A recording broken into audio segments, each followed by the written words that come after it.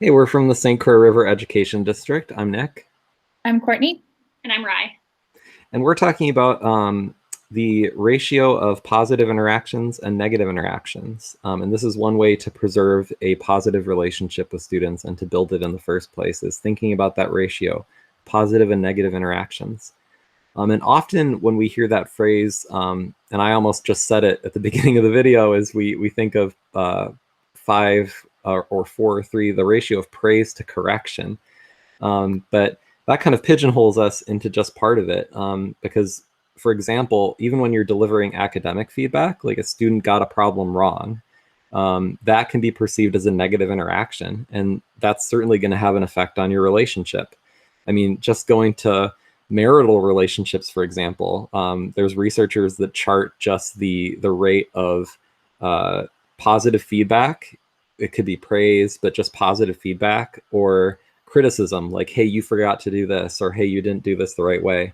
And that ratio is really predictive of if those couples are going to get divorced or if they're going to stay together. So it's really similar. I mean, if the student feels like their only communication from you is negative, their only interactions with you are negative, like, I got this wrong, I got this wrong, I got this wrong, I failed at this, that's not going to be a positive relationship that they enjoy being a part of. So being conscious of that, and just talking about how we can improve in this area. I don't know if you guys have heard like a compliment sandwich. Yeah. Mm-hmm. Yeah, it's just a really cute, easy way to remember, like, and I usually have that phrase in my head. I really like the visual.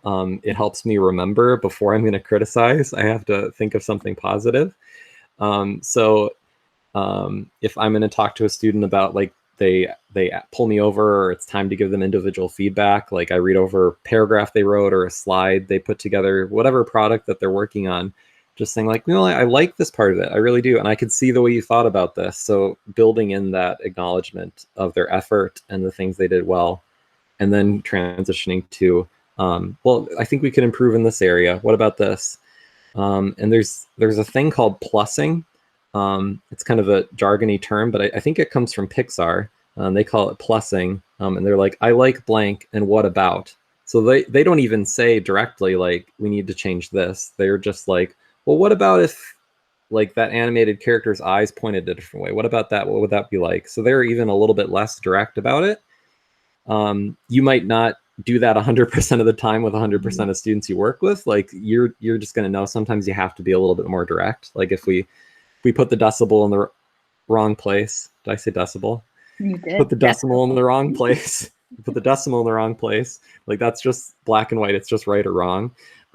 So sometimes we have to be a little bit more direct. But just thinking about how we can soften our feedback, and integrate more positive acknowledgement into it is important. And I mean, not losing track of that praise and correction. This is one reason why in some of our other videos we do talk about how we're correcting, because, for example, directly calling out a student, like, hey, you're doing this wrong, we need to do this a different way, for their behavior, especially in view of their peers, is going to be a more negative interaction than just giving the look or giving a small gesture. So there's a lot of nuance here. It's not really as simple as just thinking, like, charting out, five praises versus correction. There's a lot of ways where these interactions can be a little bit positive, really positive, a little bit negative, really negative. There's a lot to think about. Mm-hmm. Thanks, guys. Have a great one.